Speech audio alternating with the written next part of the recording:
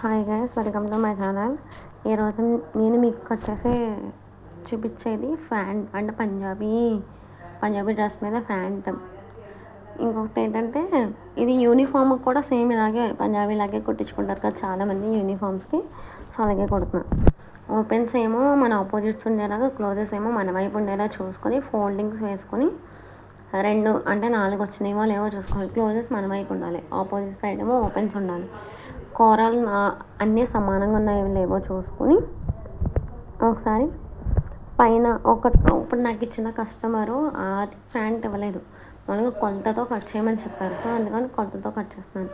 అక్కడ సమానంగా ఉన్నాయో లేదో చూసుకొని 1 ఇంచ్ కిందకి మార్క్ చేసుకొని అక్కడి నుంచి 1 ఇంచ్ కిందకి మార్క్ చేసుకుని అది కట్ చేసుకోవాలి. ఎందుకంటే మనకు అక్కడ క్లోజెస్ ఉంటాయి, ఓపెన్ కావాలి కాబట్టి. నాకు అక్కడి నుంచి కస్టమర్ లెగ్ అంటే పై పార్ట్ కాదు, ఓన్లీ కింద దగ్గర నుంచి లెగ్ 31 రావాలి.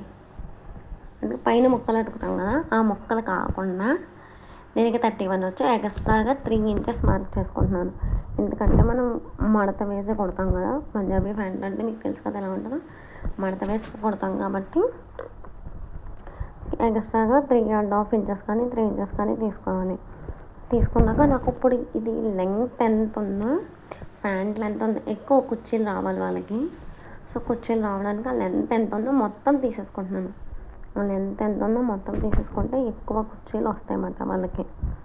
సో అది ఎంత ఉందో అక్కడికి మార్క్ చేసుకుని 2 ఇంచెస్ అంటే 2.5 ఇంచెస్ కానీ 2 ఇంచెస్ కానీ అక్కడ వదిలేసుకొని మార్క్ చేసుకోవాలి. ఈ పక్క నుంచి మొత్తం మార్క్ చేసుకున్నాక పైనుంచి 1 ఇంచ్ మార్క్ చేసాం కదా, అక్కడి నుంచి 9 లేదా 8.5 అలా మార్క్ చేసుకోవాలి.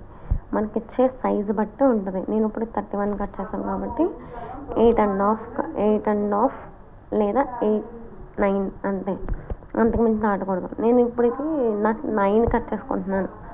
9 కట్ చేసుకుంటే సేమ్ నేను మీడియాలో ఎలా చూపిస్తున్నాను అలా రౌండ్, అలా చిన్నగా సర్కిల్, చిన్నగా రౌండ్ ఇచ్చుకోవాలి. అక్కడ రౌండ్ ఇచ్చుకున్నాక ఈ 1 ఇంచ్ ఎక్కడైతే ఉందో దాన్ని ఒకసారి లైన్ గీసుకుంటున్నాను. ఎందుకంటే కట్ చేసినప్పుడు మనకి తెలియడం కోసం మార్క్ ఇచ్చుకుంటున్నాను.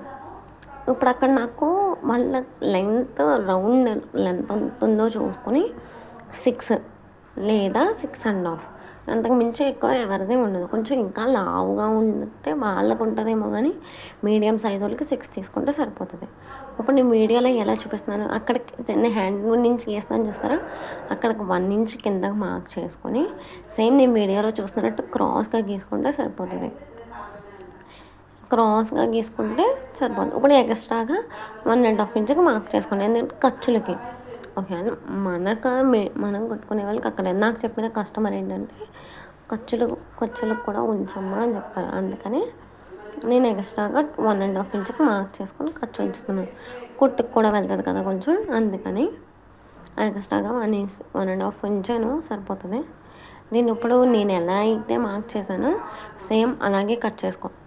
ఇది లెగ్ పార్ట్, కింద పార్ట్ ఒకటే, పైన ఇంకో పార్ట్ ఉంటుంది కాబట్టి సేమ్ యూనిఫామ్ ప్యాంట్స్ కూడా ఎక్కువ కుర్చీలు వచ్చేలా కుట్టుకుంటే పంజాబీ ప్యాంట్ బాగుంటుంది.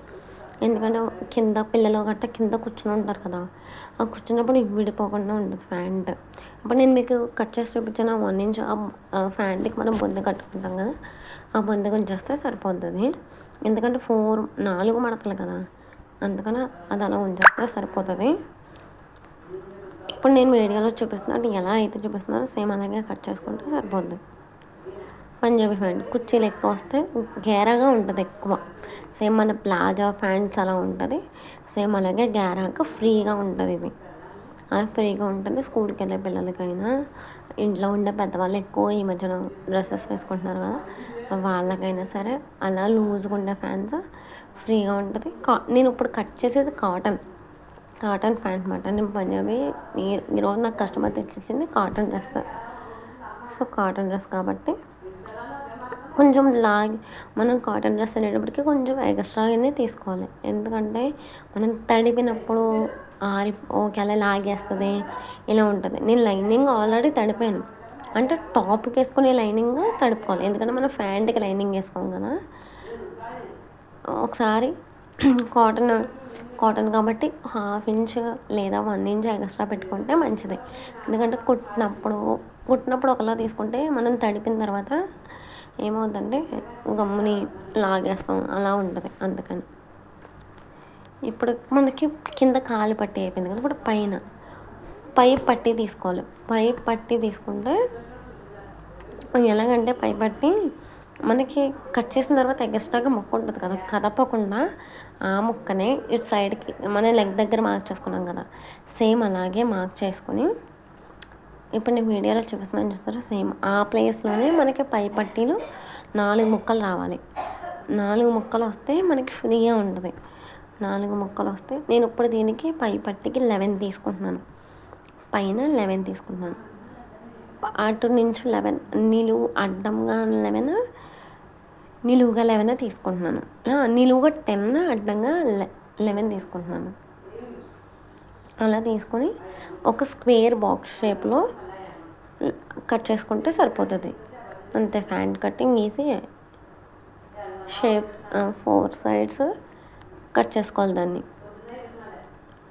సేమ్ అలాగే ఇప్పుడు నేను వీడియోలో చూపిస్తాను చూసారా? ఆ వీడియోలో స్క్వేర్ షేప్ కట్ చేసుకుంటే ఎందుకంటే అవి 4 ముక్కలు జాయిన్ చేసి తీసుకుంటాం కాబట్టి ఒక 1/2 ఇంచ్ ఎక్స్ట్రాగా కట్ చేసుకుంటున్నాను. ఎందుకంటే అట్లా 4 ముక్కలు జాయిన్ చేసినప్పుడు కొంచెం అటు ఇటుగా తగ్గుతుంది కదా! ఖర్చులోకి వెళ్తుంది. సో అందుకని ఖర్చులోకి వెళ్తే తగ్గకుండా నేను స్క్వేర్ షేప్‌లో కట్ చేశాను చూసారా? ఇటు సైడ్ నాకు కొంచెం హెచ్చు తక్కువల కింద వచ్చింది. అందుకని 1/2 ఇంచ్ కట్ చేశాను. కదిలిపోయింది నేను కట్ చేసినప్పుడు. అందుకని చెప్పి కట్ చేసుకున్నాను. సేమ్ అయిపోయింది. ఇంకా పై పార్ట్, లెగ్ పార్ట్, కింద పార్ట్, అది కింద కాళ్ళ దగ్గర ఆ పార్ట్, పైన పార్ట్ కట్ చేస్తాను. ఈ వీడియోలో బొందికి కట్ చేసుకున్నాను. ఈ వీడియోలో చూపిస్తున్నట్టు మీకు వీడియో నచ్చితే కనుక please like, share and subscribe my channel.